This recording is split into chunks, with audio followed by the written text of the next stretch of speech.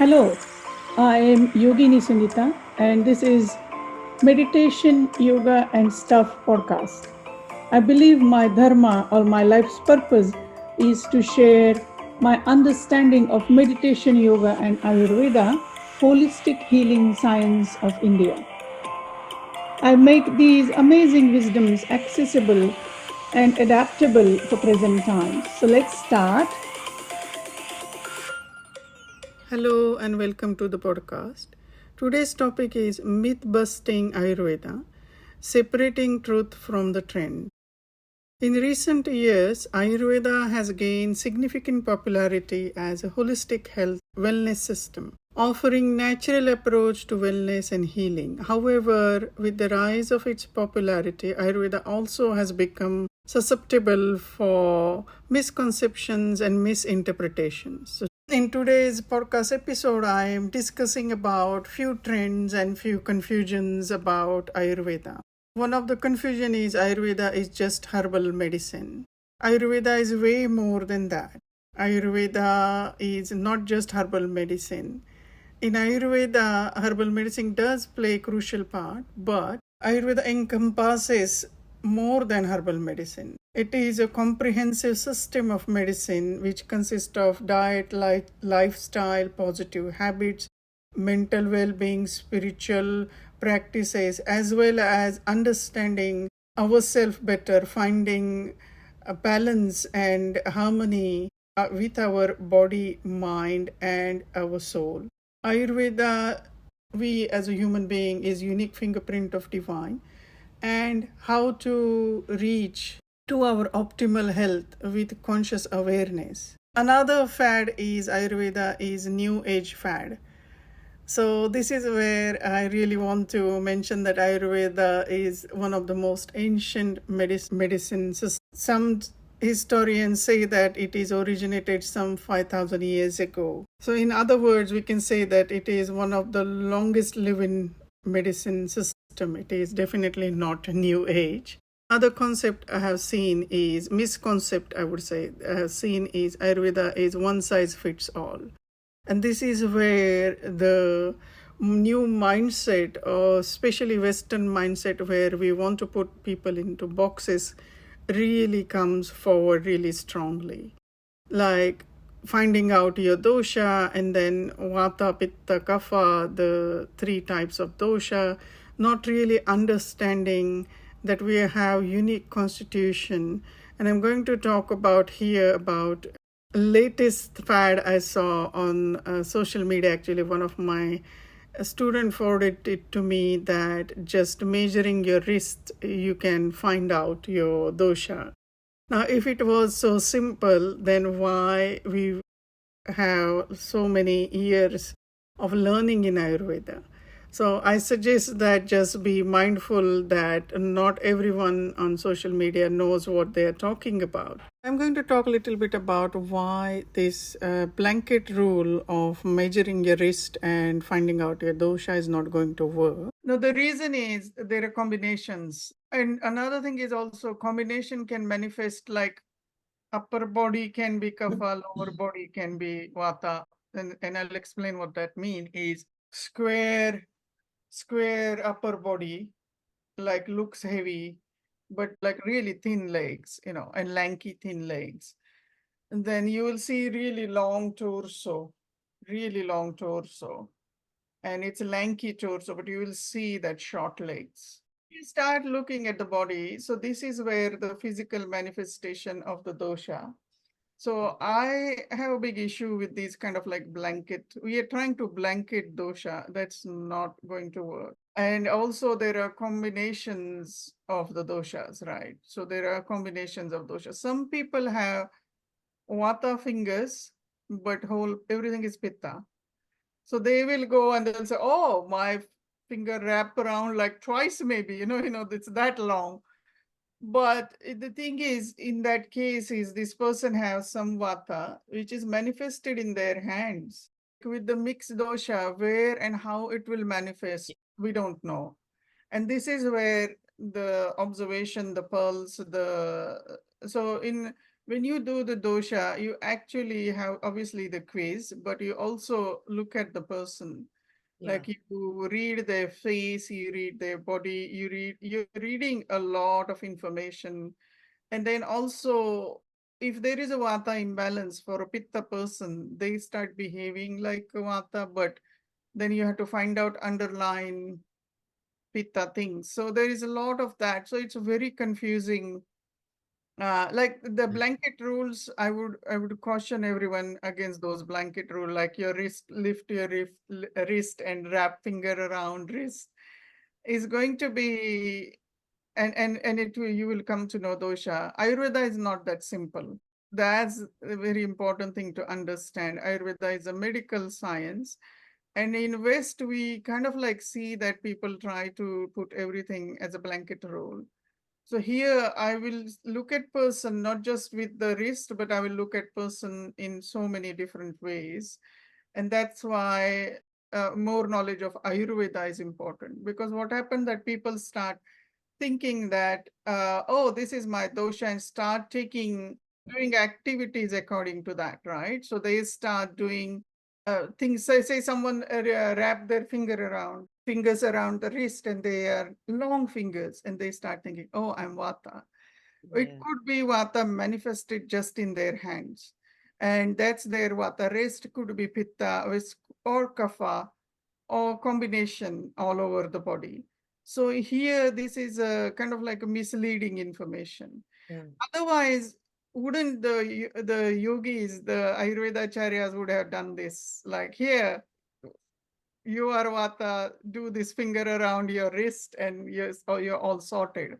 Unfortunately, on social media, there is a lot of wrong information floating. Now, my question to all this is it's misguided information creating a lot of misguided then people, and then they actually start, so the person may start thinking that I'm vata or pitta or kapha, looking at their fingers, and wrist around the wrist, and thinking that this is who I am, and start doing the practices for that particular dosha, or start following the diet, and that's going to create tremendous imbalance. We are in vata time of the cycle of universe, and this kind of like information are going to float around. This is also part of our growing up, and we have to choose what information is right or wrong. Now, those who don't know the detail of Ayurveda will fall prey to this Mhm. information. And I'm not saying that the person selling is bad or anything. They are selling their course or whatever they want to sell. India, people are spending 7, 8 years of their life, and they just still become beginner doctors. They're Ayurvedic doctors. They're not like masters is more, 2, 3 years more. So this is what we need to understand, that Ayurveda is not that simple. It is complicated. So that's why try and understand the basic principle. Don't get bogged down with quick solution. There are not really quick solutions here. It is a medical science. It's like if people is doing MBBS here, masters in the medical medicines here, they need to go through those 5 years or so to get the degree. The same principle applies to Ayurveda. So I would be very careful with this kind of like information flow. There was also another information someone forwarded to me, that this lady was saying that she's doing the meditation because Kali Yuga pronunciation was wrong. She was saying Kali Yuga. It is not. It's Kali Yuga. Kali Yuga is ending, and a new age, golden age is starting, and something called Muhurta. She was using the word Muhurta, is when the Jesus was born and Krishna was born, and some other information like that. Everything was absolutely wrong. Oh. There is no Kali Yuga is not ending now. There is still, I think, two, 2085 is the date when it is going to end. It's not now. And then another information, Muhurta. Muhurta means auspicious time. It doesn't mean that when the Jesus was born or when the Buddha was born. It means auspicious time, and it is possible even now. So there is a something called Indian calendar, in which it will tell you what time of the day it's a good muhurta. Muhurta means auspicious time. It is possible that any time of the day there is a good time to, and people will look at the muhurta to do daily rituals like pujas and things like that. So there's a lot of misleading information on internet, and all we see on internet not necessarily true. The intentions were this woman was doing meditation and things like that, but it's just maybe intention of meditation, free meditation is good, but it's just misleading. It is not Kali Yuga ending Muhurta. That wasn't right. And so the risk thing also, like I saw that just actually yesterday evening, one of my friends sent me that have you seen this, and she was also wondering the same thing, like that if I wrap my finger around my wrist, will I come to know my dosha? I said, I wish it was that easy. I wish it was that easy. It is not, because as I said, the dosha manifests differently. And some people, the dosha manifest like physical body is one type, the manas prakriti, the mental prakriti is a different type. And so human beings, we are unique fingerprint of divine. There cannot be a blanket rule. This is what we need to understand. And Ayurveda acknowledges that we are unique fingerprint of divine. That's why in Ayurveda, actually, we learn that the course I'm offering, like I always say that we are unique fingerprint of divine. There is no blanket rule. The person come in front of you, your client, you are is your guru. They will give you many clues like what dosha they are. And a lot of time people have multiple doshas. We all have 5 elements. And so what element is dominant is how I look at the person. And then I form my educated guess. And even then I will ask questions. Even then I will keep observing or questioning my opinion about this. Like, is it my mind jumping in to decide that this person is like that? I have to remove my ego and really observe, be there for this person. And then it becomes clear. And the more you will see the bodies, the more you will understand that how Ayurveda's understanding about dosha is so beautiful. Like it is, we are unique. Even like pitta, vata, and kapha combinations manifest everyone in differently. There are so many permutation combinations in human beings. And then on top of that, mind prakriti, physical prakriti, it is all this combination, this understanding is very deep.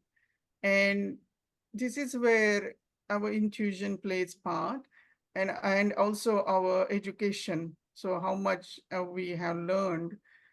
And Ayurveda is still in Sanskrit, as I said, like many times, Ayurveda is still in Sanskrit in India. And a lot of time it get lost translation. Now this person like is very, the post is going quite viral. And there are a lot of people are going to get misled by that. And this is Vata's doing. Misinformation is the Vata dosha going on in the universe. And so this is Vata time of universe. It is bound to happen. I could go and fight there, but that's not my nature. So I'm just going to send this person best wishes that her avidya, her ignorance will, slowly fade away, and she will open eyes to good knowledge. That's what I would say.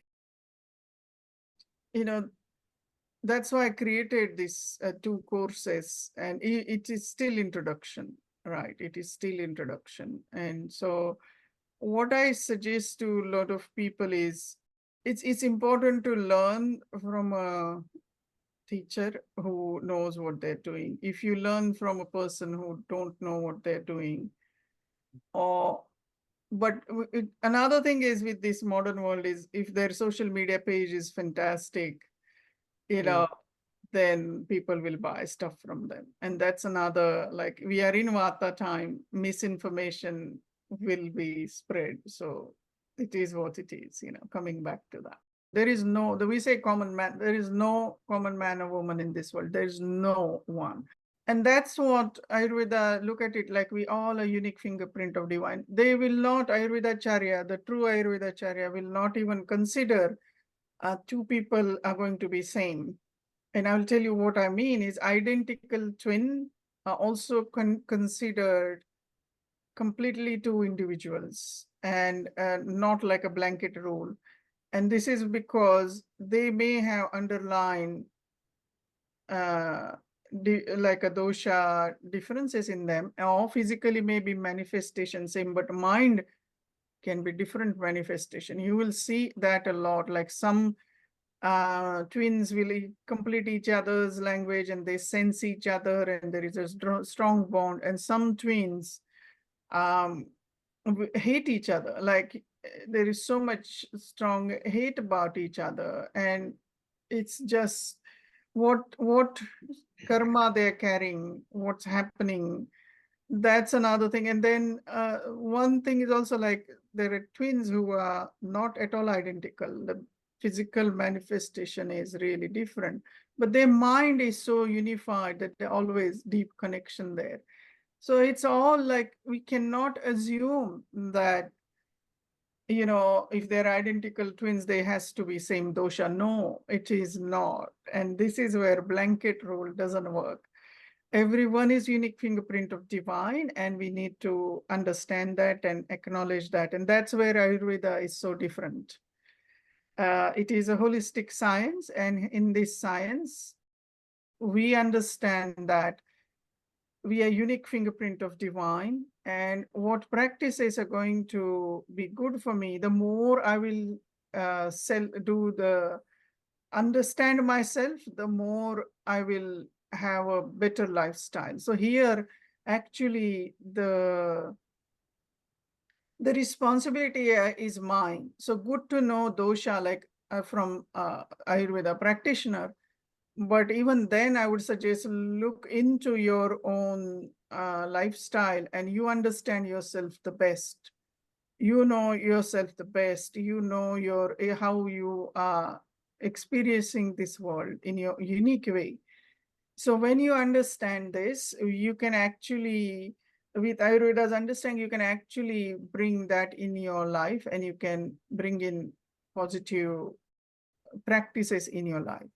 And slow and steady, like I am not a person who says that do all changes overnight. I don't think that works in my experience. I think shock to the system, people can go back to their old life really quickly. So what I suggest is take one habit, add that in, and it becomes your nature. It becomes your second nature. So then next month you take another habit and you add that in. And then so you have now two positive habits. And obviously, slowly these practices coming in, you're going to drop something negative because something is definitely not going to serve you. So add that in, and that's the way to go. Very slow, steady, bring that in a gentle way, because I would say first rule of yoga is ahimsa, and that is completely applicable to Ayurveda as well. You need to be gentle, kind, and caring towards yourself. When we understand this, we can actually give so much to ourselves, and it's not being selfish. Self-care is not selfish. It is very important to understand that when we look after ourselves, we can actually help others a lot on a very deeper level. So coming back to this, like, how can I look after myself? What is helpful? So when we understand our dosha, it's kind of like a fog lifts, and then we start understanding, okay, I may be this and this dominant, maybe this combination. And at the moment, my vata is going to derange or pitta is going to derange. So I need to bring that in balance. So constantly we are coming back to our balance, which we think is right. And that's what is our optimal health. It is going to be unique. So I'll always ask, like, what is healthy in your mind to my clients? What is healthy in your mind? And then that's your goal in a way, like you are coming to that. Don't fall prey to all these advertisement and this how we should look and how we should. That's all really someone else's projection, and all they're trying to do is sell something, right? That's how the modern world is. So I suggest to come back to your truth and your own understanding of happiness and work around that. Like, okay, so for example, in Australia at the moment, the heat wave is going on. We are very extremely hot at the moment. So you don't have to drink warm water in the morning, right? So you can take room temperature water. If you start like if starts like a season change, and during that time you'll notice that a lot of airborne things, a lot of people are sneezing, coughing around you. You come back to how can I balance myself? Vitamin C in your diet. You have warm water throughout the day during that time. And winter, in fact, even more warmer water like than your regular time. So, because in winter we tend to drink less water. So it's important to drink that water. And then I don't believe also in Ayurveda I ever said that 8 glasses of water, because every dosha has a different need. So again, the blanket rule doesn't work. So I suggest that vata needs to drink more. Vata dominant person or person going through vata imbalance needs to drink more water. Pitta medium water and kapha less, because especially water dominant kapha will have then a lot of water retention, and that is not serving them. So just be mindful of that. And then also just tuning into, like, is it really working for, am I feeling what is the healthy for me, right?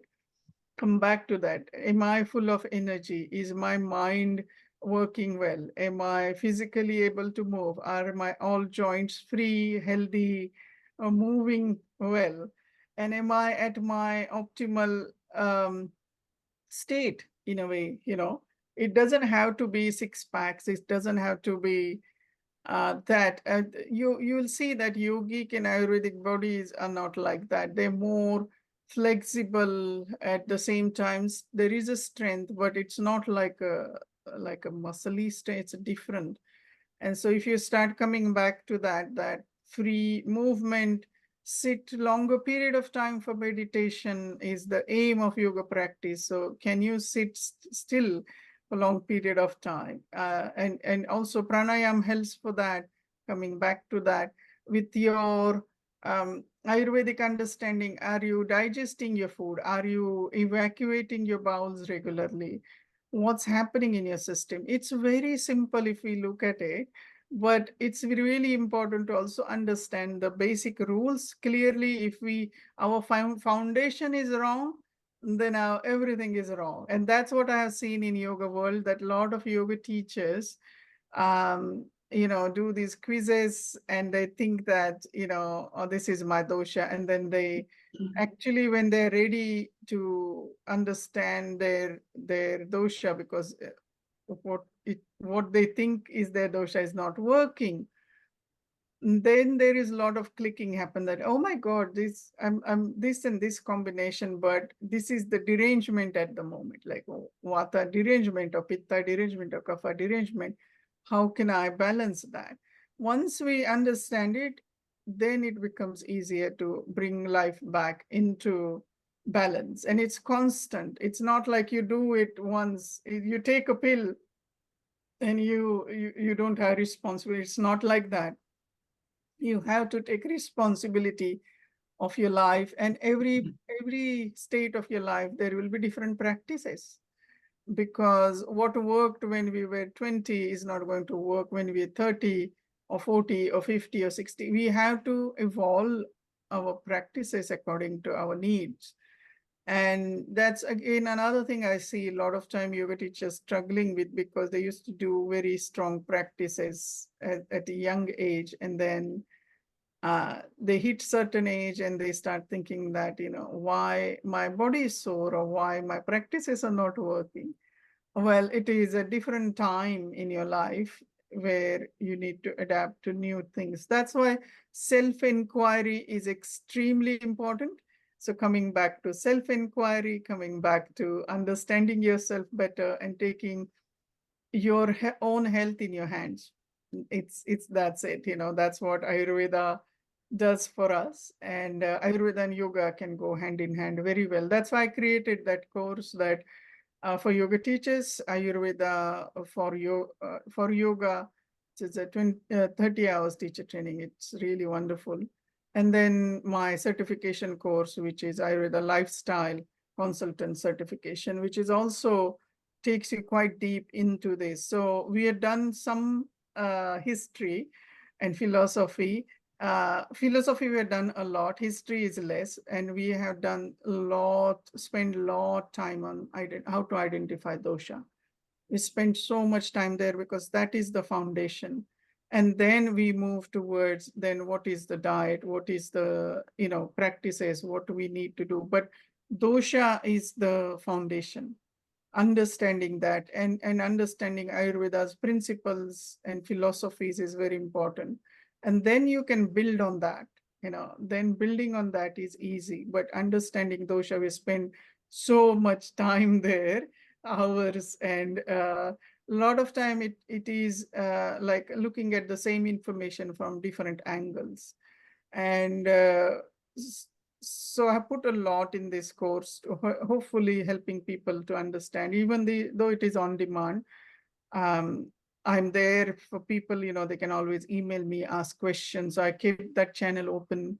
I also encourage them to come on the community, our community, and take part in these discussions and help them any way I can, so I'm there for them, even though it is on demand. The reason I did on demand because the lifestyle has changed nowadays. People can, have kids and family, and then they can still do this course in their own time if they really want to learn Ayurveda. It is available so that they won't get caught into confusing information floating on air in internet, so that's my intention to do this course. I hope that this helps. Another misconception is it is nothing to do with modern medicine. This is where we need to understand that Ayurveda is not trying to replace modern medicine, but in fact it can work as a hand in hand with modern medicine. It is a healthy lifestyle. It is a lifestyle which is conscious awareness, and lifestyle modification through Ayurveda and natural remedies can really help us to enhance our well-being.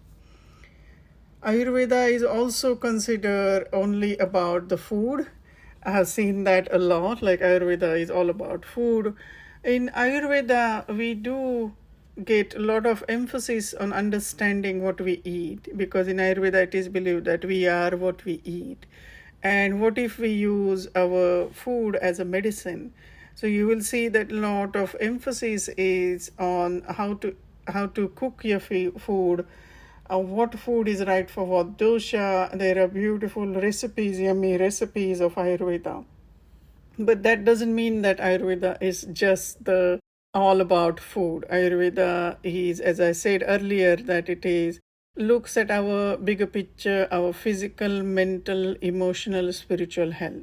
In Ayurveda, it is believed that without all these four aspects working harmoniously and in balance, we cannot reach to our optimal health. So we need to have harmony and balance into all levels of our being, and we are multi-dimensional being. So coming back to Ayurveda's understanding that each individual is a unique fingerprint of divine, and the practices they need, treatments they need, are going to be very unique. So we cannot have a blanket statement for everyone. We cannot say that, oh, I know this person's dosha, unless you meet them in person or at least via Zoom. And this is where I want to explain like how you can actually learning from Ayurveda, you can actually move towards your optimal health, help your clients, you help yourself to reach towards understanding yourself. Once we understand ourselves, we're actually winning almost 75% of battle. Rest is just small tweaks. And that's why I created this wonderful course called Ayurveda Lifestyle Consultation Course. So if you're interested, it is live now. I will put the link in show notes. I also created Ayurveda for Yoga course, which I mentioned earlier. Take a look at that as well. Those who are yoga teachers, this is going to be a very, very valuable course for your yoga teaching. You will understand your students better when you do one-to-one sessions. It is going to be really helpful. If you don't want to these courses, that's fine too. One other option is you can book a consultation with me and I will help you to give you correct practices for your need. I will help you to understand your dosha. Because I know that a lot of time people do the dosha quiz and get more confused or wrongfully start thinking that that's what their dosha, and it actually can create disservice for their health. So if you want to move towards your optimal health, I'm here to help you. I will put all this information in your show notes. You can book a consultation with me. I'm happy to help you with the wisdom of yoga and Ayurveda. Thank you for being here. I really appreciate you. Bye for now. Thank you for tuning in. I really appreciate that you're taking this time out of your day. Don't forget to subscribe. Take care. Bye for now.